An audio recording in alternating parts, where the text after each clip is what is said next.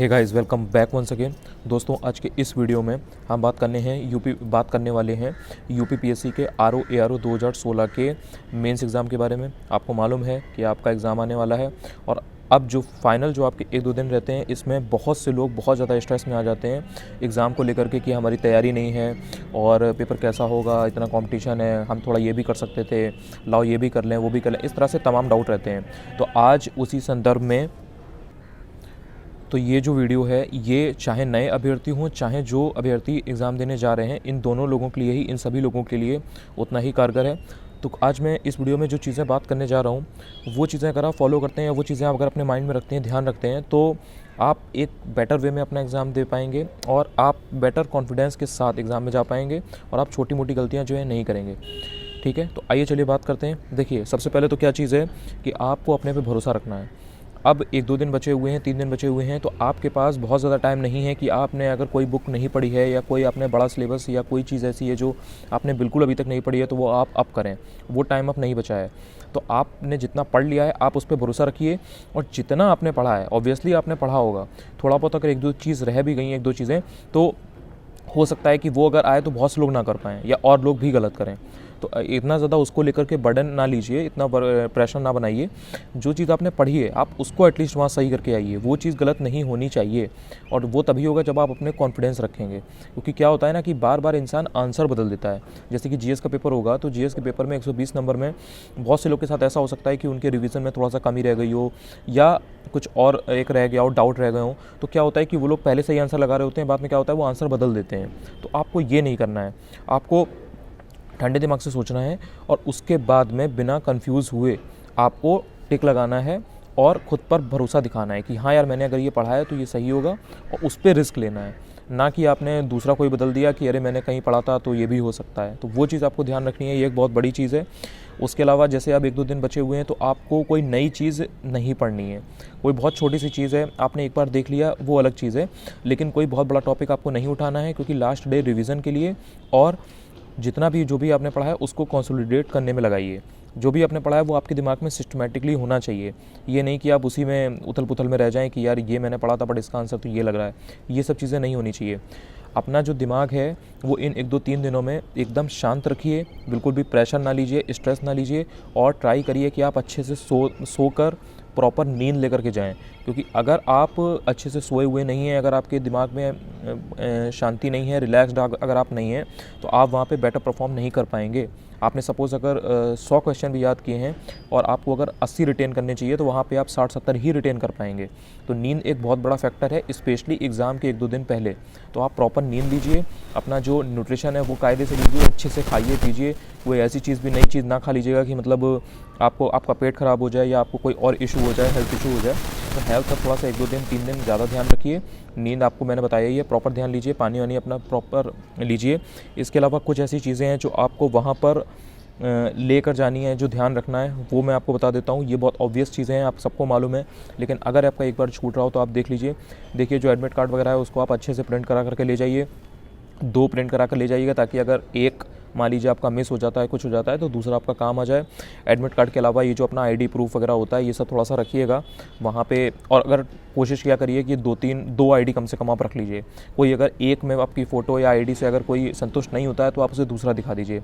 वहाँ पे जिरह करने से, वहाँ बहस करने से अच्छा है कि आप उसे दूसरा दिखा दें। कोई आपसे कोई गिर नहीं जाएगा, ठीक है। और उसके अलावा जो है आपको वाटर बॉटल वगैरह हो गई, पानी वानी जो भी है, तो वो आप अपना लेकर जाइए। इसके अलावा सैनिटाइज़र हो गया, आप लेकर के जाइए। आप वहाँ उम्मीद उन लोगों से मत करिए कि सेंटर पे वो लोग आपको देंगे। वो देते हैं तो वेल एंड सो गुड, नहीं देते हैं तो आप अपना लेके जाइए। इसके अलावा जो मास्क है वो आप अपना वियर करके रहिए। लोग अगर नहीं पहन रहे हैं तो इसका मतलब ये नहीं है कि आपको नहीं पहनना है। आप समीक्षाधिकारी, सहायक समीक्षाधिकारी बनने जा रहे हैं, आप भारत के रिस्पॉन्सिबल सिटीजन हैं, आप जिम्मेदारी लीजिए, आप अपनी तरफ से इनिशिएटिव लीजिए। आप अच्छे से जाइए, आप मास्क पहनिए, आप प्रॉपर सोशल डिस्टेंसिंग मेंटेन करिए जितना हो सकती है। बाकी कौन क्या कर रहा है उससे आप मतलब ना रखें, तो वो ज़्यादा आपके लिए अच्छा रहेगा।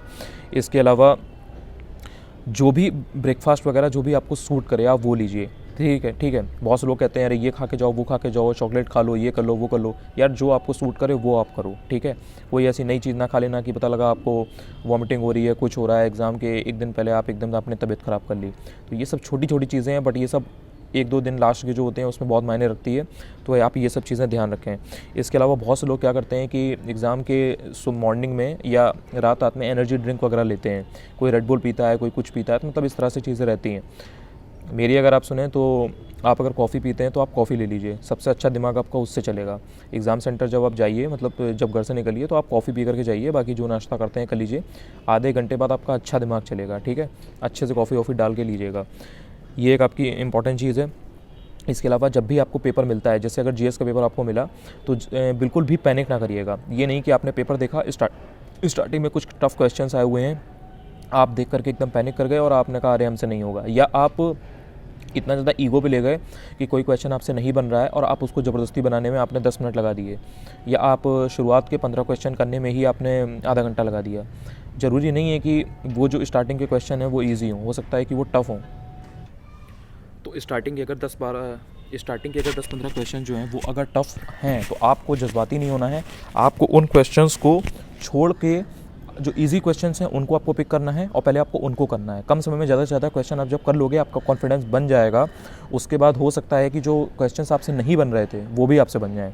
तो इसलिए आपको बिल्कुल भी मतलब पैनिक नहीं करना है। सबसे बड़ी चीज़ यही है, आपकी नर्व्स को कंट्रोल करके चलना है। इसके अलावा नेगेटिव मार्किंग है, आपको मालूम है, तो आपको जो भी क्वेश्चंस करने हैं वो आपको बहुत ध्यान से करना है। अननेसेसरी अगर एकदम तुक्का ना लगाइएगा। नेगेटिव मार्किंग को ध्यान में रखते ही आपको पेपर सॉल्व करना है। इसके अलावा एक चीज़ और ध्यान रखिएगा कि जो आपका स्ट्रॉन्ग पोर्शन है वो आपसे गलत नहीं होना चाहिए, और जो क्वेश्चन पेपर में टफ़ आ रहा है वो आपको करने का प्रयास करना है सही, क्योंकि तभी आप लोगों से आगे निकल पाएंगे। और जो चीज़ आपकी स्ट्रॉन्ग है अगर उसको आप अच्छा करेंगे तो आपके चांसेस ज़्यादा हैं।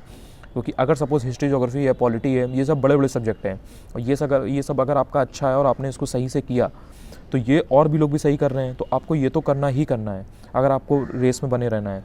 और जो क्वेश्चंस टफ़ आ रहे हैं, जो वो लोग बाकी लोग नहीं कर पा रहे हैं, वो अगर आप करेंगे तो आप उनसे ऊपर आएंगे, ठीक है। तो ये सब छोटी छोटी चीज़ें हैं, ये सब आपको ध्यान में रखनी है, उसी हिसाब से आपको करना है।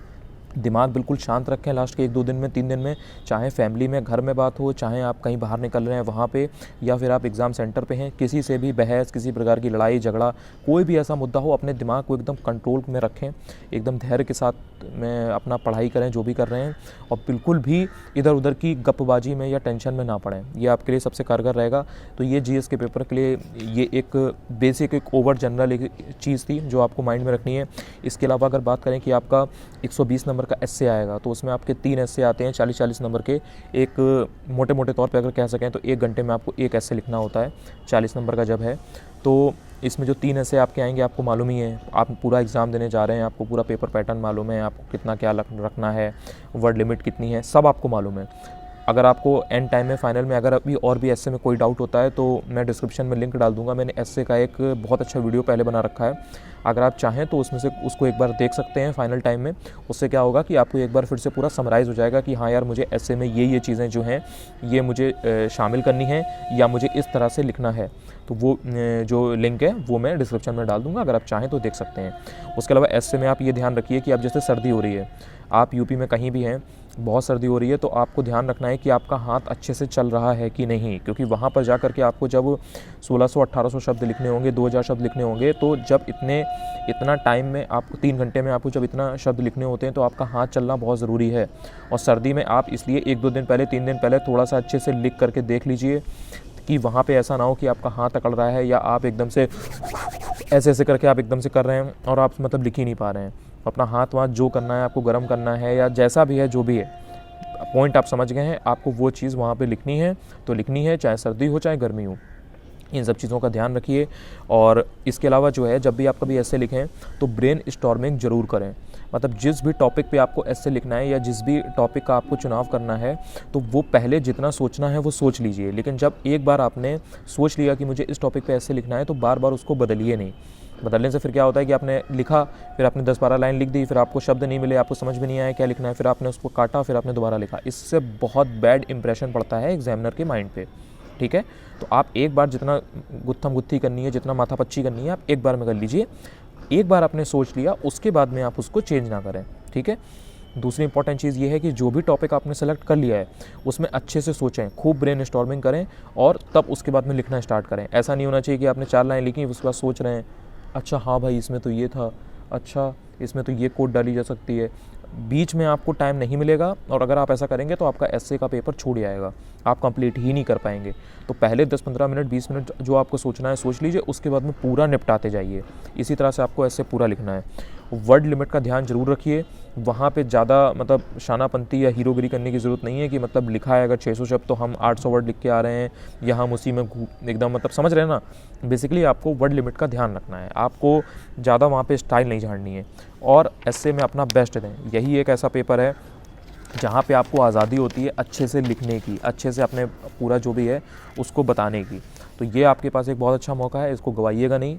पूरा अपना जितना आप जानते हैं, जितना अच्छे से आप चीज़ों को पिरो सकते हैं अच्छे से शब्दों में, उतना करिए। राइटिंग वगैरह का ध्यान रखिए, पेन वगैरह का ध्यान रखिए। जो भी आप जिस भी पेन से आपकी राइटिंग अच्छी बनती हो, आप कंफर्टेबल हो, वो पेन वगैरह लेके अभी से सेट के रख लीजिए। लास्ट के एकदम दिन के लिए या आखिरी रात के लिए ये सब तैयारी ना करिए, ठीक है। इसके अलावा अगर बात करें हिंदी की, तो हिंदी का जो आपका सेक्शन है वो बहुत इंपॉर्टेंट है, आपको मालूम है। तो हिंदी में आपको जो कुछ चीज़ें हैं वो मैं यहाँ पे बात करना चाहूँगा। जो गद्यांश वाला जो है वो तो उसमें तो पूरा व्याख्या वाला सीन है, वो आपने पहले से पढ़ रखा होगा, बस उसको एक बार फाइनल रिवाइज कर लीजिए कि हाँ इसमें किस तरह से क्या क्या ध्यान रखते हैं कुछ चीज़ें। बाकी आपका जो व्याख्या का स्किल है जो आपने एक डेवलप किया है इतने दिन में, वही आपका काम आएगा। एंड टाइम में कुछ ऐसा नया आप नहीं सीख जाएंगे जो आप वहाँ पे कर पाएँ। तो जो आपने इतने टाइम में डेवलप किया है उसी को आप थोड़ा सा और अच्छे से फर्निश करिए, और कोई बचकाना गलती ना करिएगा। जिस तरह से जो चीज़ें लिखनी है वही करिएगा।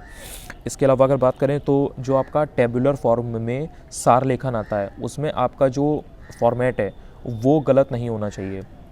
उसमें गलत करेंगे आप तो आपका नंबर कटेगा डायरेक्ट, इसमें कोई मतलब दो राय नहीं है। इसी तरह से जो आपका पत्राचार है, तो जब आपका पत्राचार 24 नंबर का आ रहा है तो उसमें यही सबसे ज़्यादा इंपॉर्टेंट चीज़ है कि आपकी फॉर्मेटिंग कैसी है, आप कहाँ पे कौन सी चीज़ किस तरह से लिख रहे हैं, ये बहुत मायने रखता है। इस चीज़ के सबसे ज़्यादा नंबर हैं, तो आपको ये चीज़ ध्यान रखनी है कि आपकी फॉर्मेटिंग जो है वो गलत नहीं होनी चाहिए। इसके अलावा जब भी आप हिंदी में, जैसे आप एस्से भी लिख रहे हैं या आप हिंदी में ये जो गद्यांश वगैरह कर रहे हैं, जो भी कर रहे हैं, तो इसमें आप जो हिंदी यूज़ कर रहे हैं वो आपकी शुद्ध हिंदी होनी चाहिए। मतलब वहाँ पे अबे तबे वाली लैंग्वेज या जो हम लोग जो एक नॉर्मल बोलचाल की भाषा में जो हिंदी यूज़ करते हैं वो आपको वहाँ यूज़ नहीं करनी है। आप समीक्षाधिकारी, सहायक समीक्षाधिकारी बनने जा रहे हैं, तो आपकी लैंग्वेज जो है हिंदी, ये बहुत ज़्यादा गौर की जाती है, उस पर नंबर मिलता है, उस पर नंबर कटता भी है। तो आपको अपनी लैंग्वेज का, अपनी भाषा शैली का बहुत ज़्यादा ध्यान रखना है।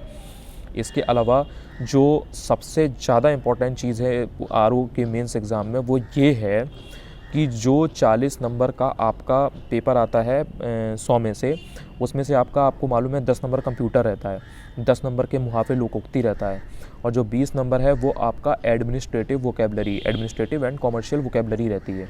यार ये जो 40 नंबर है ना, ये आपको किसी कीमत पे गलत नहीं करना है। जो बच्चा, जो अभ्यर्थी ये 40 नंबर अच्छे से कर ले जाएगा, उसके चांसेस सेलेक्ट होने के बहुत बढ़ जाएंगे, क्योंकि मुहावरे लोकोक्ति इतनी ईजी चीज़ है, ये अगर आपने ये पूरा सही किया तो आपको पूरा नंबर मिलता है। इसी तरह से आपकी जो एडमिनिस्ट्रेटिव और कॉमर्शियल वोकेबलरी है, वो अगर आपका आ रहा है 20 नंबर का, तो वो अगर आप बिल्कुल सही करेंगे तो आप औरों से आगे जाएंगे। तो ये तो मतलब शॉर्ट वाले नंबर ही है, आप गलत कर ही नहीं सकते। कंप्यूटर है, कंप्यूटर 10 नंबर का अगर आ रहा है, हर बच्चा सही करके आएगा, तो आप अगर गलत कर देंगे तो आप पीछे हो जाएंगे, और आप अगर सही करेंगे तो आप उनके साथ रेस में बने रहेंगे। तो ये 40 नंबर ना छोड़िएगा, क्योंकि देखिए ऐसे में हो सकता है कि आपने जिस व्यू पॉइंट से ऐसे लिखा, या आपने जो अपना ओपिनियन दिया, जो आपने पूरा टाइमलाइन बनाई है ऐसे कि अपना, या जो आपने थीम पकड़ी है, हो सकता है कि जो एग्जामिनर है वो आपकी ओपिनियन से, आपके व्यू पॉइंट से एग्री ना करता हो, या उतना एग्री ना करता हो, तो हो सकता है कि आपको ऐसे में उतने अच्छे नंबर ना दे। लेकिन जो वोकेबलरी है एडमिनिस्ट्रेटिव, या जो आपका मुहावरे लोकोक्ति है, या जो कंप्यूटर का पोर्शन है, इसमें शॉर्ट नंबर है। इसमें मतलब अगर आपने रटा है, आपको याद है, आपको आता है, आपने किया, आपको नंबर मिलेगा। तो ये 40 नंबर आपको बिल्कुल भी नहीं गंवाने हैं। इसके बाद में जो आपका 60 नंबर की ऑब्जेक्टिव हिंदी आती है, जिसमें आपको मालूम है कि 5 टॉपिक रहते हैं और 12-12 नंबर का ईच रहता है, यानी कि 12-12 नंबर का सबसे आता है। यार ये भी आपका बिल्कुल पक्का वाला नंबर है, मतलब ये अगर आप सही करोगे तो आपको ये रैंक दिला सकता है, ये आपका सिलेक्शन करा सकता है। क्यों? क्योंकि ये 60 नंबर आपने जो प्री एग्ज़ाम हुआ है उसमें भी पढ़ा है, तो ये आपका ऑलमोस्ट तैयार होता है, बस आपने मेंस में रिवीजन ही किया होगा। तो ये हर बच्चा सही करेगा। अगर आपने यहाँ गलती कर दी तो आप पिछड़ जाओगे, और यहाँ आपने अगर अच्छा किया तो आपके रैंक तक अच्छी आने के चांसेस हैं, क्योंकि बहुत से लोग ऐसे हैं जो ओवर कॉन्फिडेंस में आके मेंस में ये 60 नंबर पे ध्यान नहीं देते हैं और वो गलती करते हैं। तो आपको ये गलती नहीं करनी है अगर आपको आगे निकलना है। तो ये आर ओ मेंस का जो भी पेपर देने जा रहे हैं या जो नए अभ्यर्थी हैं जो आर ओ मेंस को फोकस कर रहे हैं, तो उनके लिए ये सब बातें बहुत इंपॉर्टेंट हैं। आई होप कि आपको थोड़ा सा इससे आइडिया लगा होगा और आपको ये वीडियो कुछ ना कुछ तो हेल्प करेगा ही। अगर आपका और भी कोई डाउट हो तो आप कमेंट सेक्शन में विदाउट एनी हेजिटेशन पूछ सकते हैं। लगातार पढ़ते रहिए, कीप सपोर्टिंग। अगर आपने चैनल को अभी तक सब्सक्राइब ना किया हो तो सब्सक्राइब कर लीजिए। मैं ऐसे ही यूज़फुल कंटेंट डालता रहता हूँ। जय हिंद, जय भारत।